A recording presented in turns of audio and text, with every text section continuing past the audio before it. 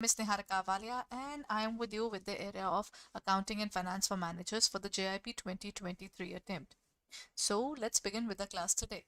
Before we move forward, our sale is going on. It's for a limited period of time. Our new batches for the JIB are about to start. So if you're looking forward to it, then kindly hurry up and check out our website for the same. Okay, so let's start with our class today.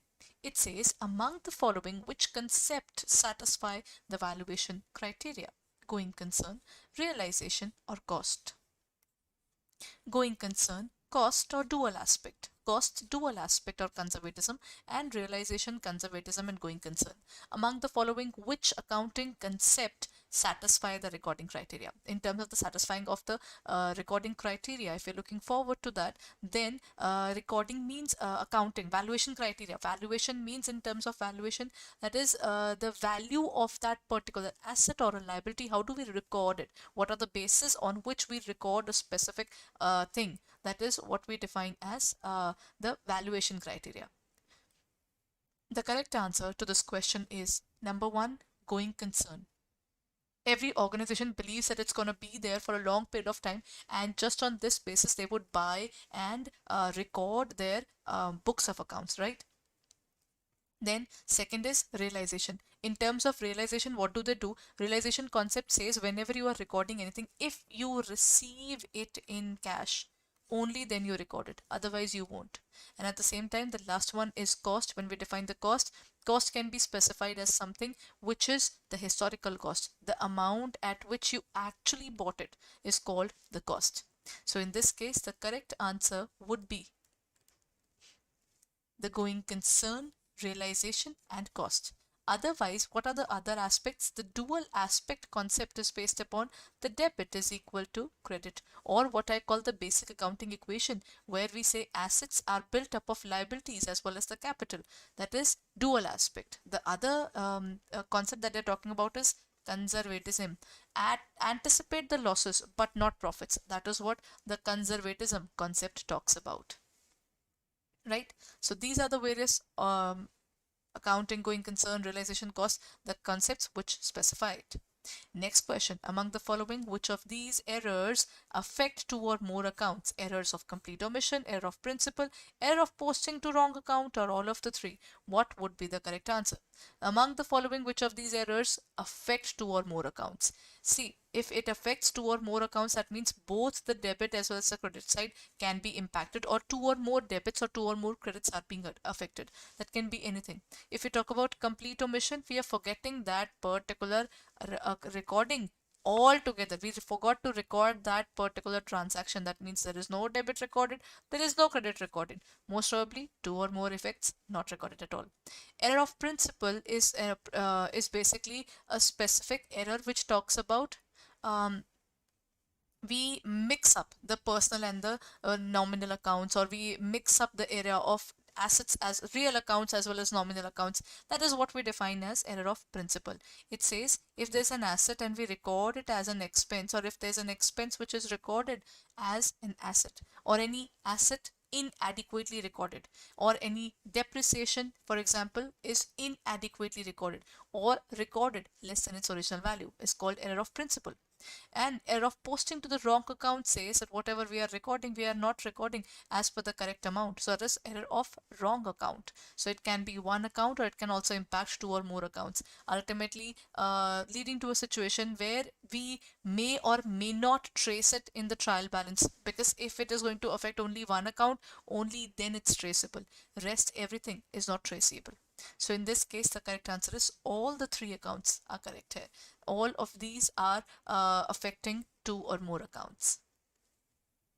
Here comes which of the following error is an error of principle. That means an asset mixed up with an expense is error of principle. Rupees 5,000 received from Ram credited to Ram account.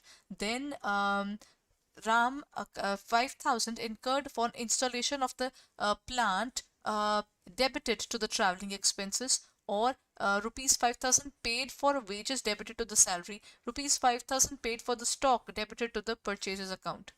Okay, if I have to talk about the error of principle, this one is correct. This one is also correct because 5,000 received from the person, it has been recorded in his name. That means there is no error in recording this portion. Then when we talk about the next point, it says rupees 5,000 incurred in installation of a new plant. The new plant is not being installed there. Now the point is that plant was supposed to be recorded, but it has been recorded as traveling expenses. An asset recorded as an expense has been recorded, right? So in this case, the correct answer would be B. Next point, in a 3-column cash book, which column dash does not exist? Cash column, bank column, petty cash, or discount? We have different kinds of cash book. It can be a single column cash book, which includes only the cash column or the bank column or the discount column, whatever it would record. And there is double column cash book. Double column talks about if we have cash and bank, both columns there. And the last one is triple column. Triple column has cash balance, bank balance, as well as the discount column. So they have 3 columns there. So if you're looking forward to this, the 3 are, that is petty cash column. That is something which I didn't state. So in this case, the correct answer would be the petty cash column. The petty cash column is not there, rather a petty cash book is created. So it's a different one altogether that is recorded.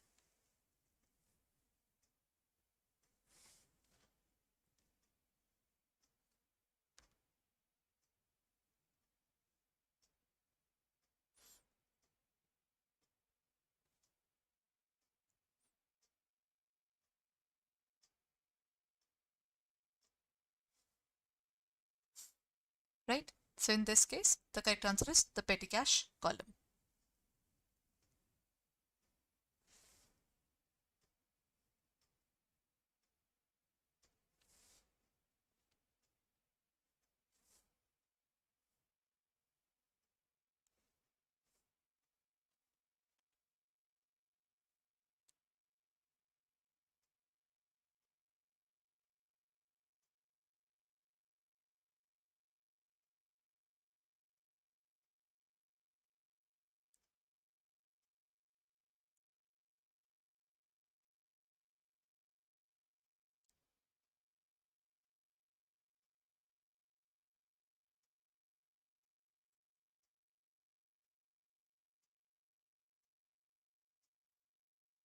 Okay, now let's move on, everyone.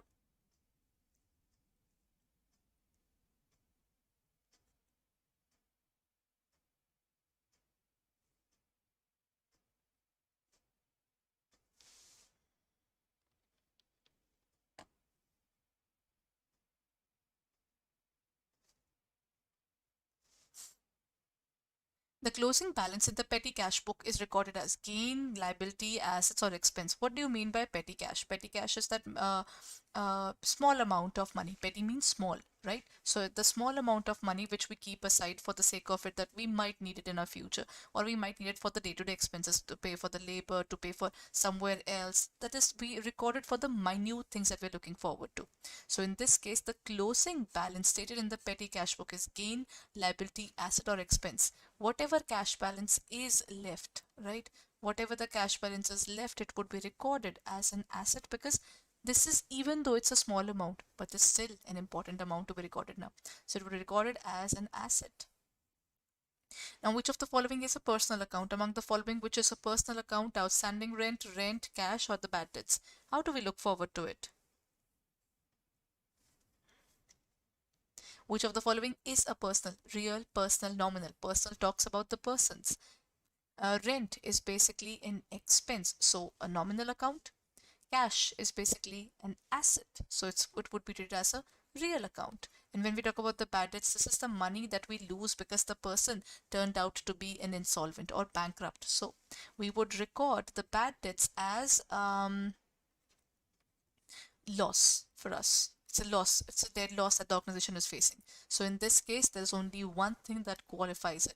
That is outstanding rent. That is recorded as a personal account. outstanding rent because we are supposed to pay to the landlord now. If we are supposed to pay the rent, then in this case this is a representative, because this is not directly paid to the human now, it's a representative personal account, as it represents the amount which we are supposed to pay to the landlord. Now, the purchase of the plant for a factory use wrongly debited to the purchase account. It is an error. Okay, we bought a plant, right?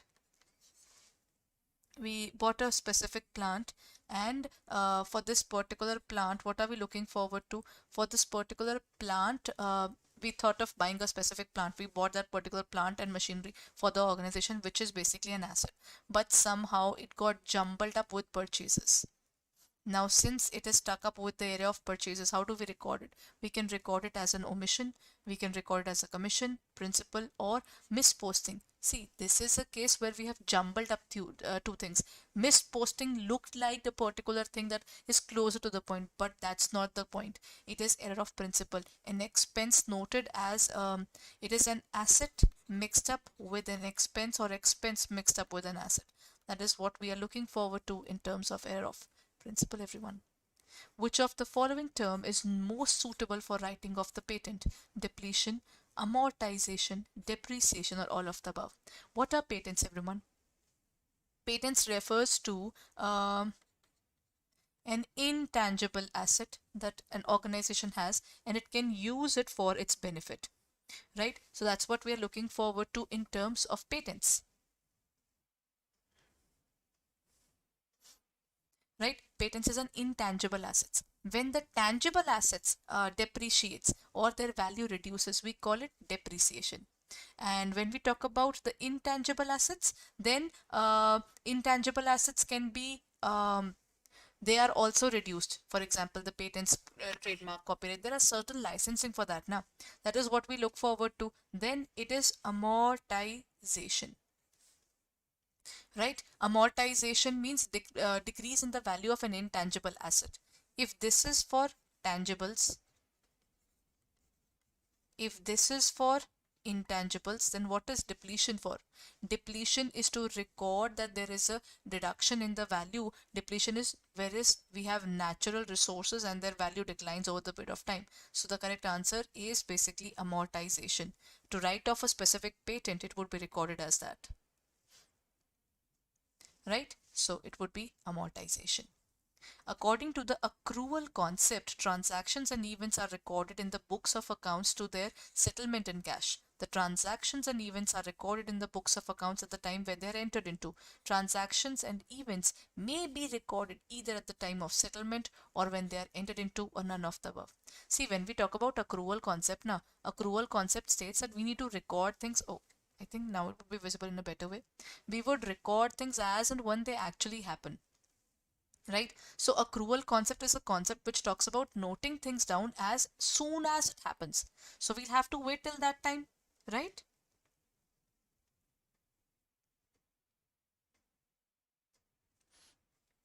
So in this case, what will we do? We will record it as B.